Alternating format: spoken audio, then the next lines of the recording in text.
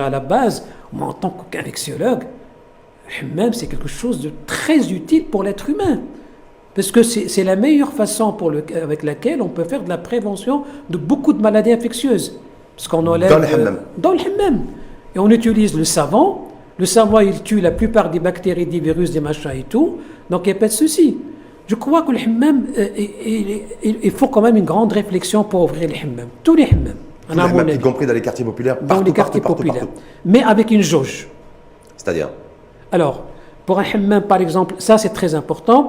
C'est-à-dire qu'une personne, il doit avoir, par exemple, 1 mètre carré.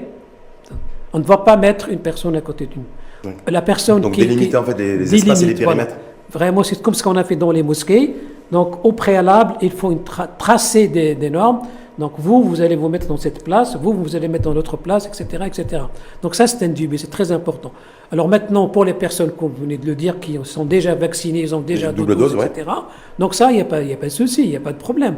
Alors deuxième chose, c'est qu'il faut quand même qu'il y ait une personne dans le hammam qui contrôle حيدوا هذيك البلاصه اللي كيتجمعوا فيها الناس جلسه je sais pas comment il s'appelle l'entrée donc ما تكونش la personne il rentre directement. Elle rejoint son espace, elle fait ça. Voilà, il utilise son espace, on diminue le temps. Je crois que c'est très important parce qu'il y a des gens qui vont au hammam, qui restent 2 heures, 1 heure, etc. Moi, je ne vois pas pourquoi je vais rester 1 heure dans le hammam. Normalement, c'est pour me laver. Ah, pour se détendre. 15 minutes. Non, attendez. Oui. 15 minutes pour me laver, 15 minutes pour me détendre.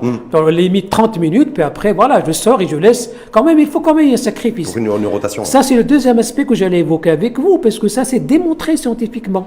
Le hammam, il a un effet psychologique. Ça veut dire qu'il permet la détente, etc., des personnes, etc. Voilà. Donc, moi, je crois que les lieux de culture, la même chose.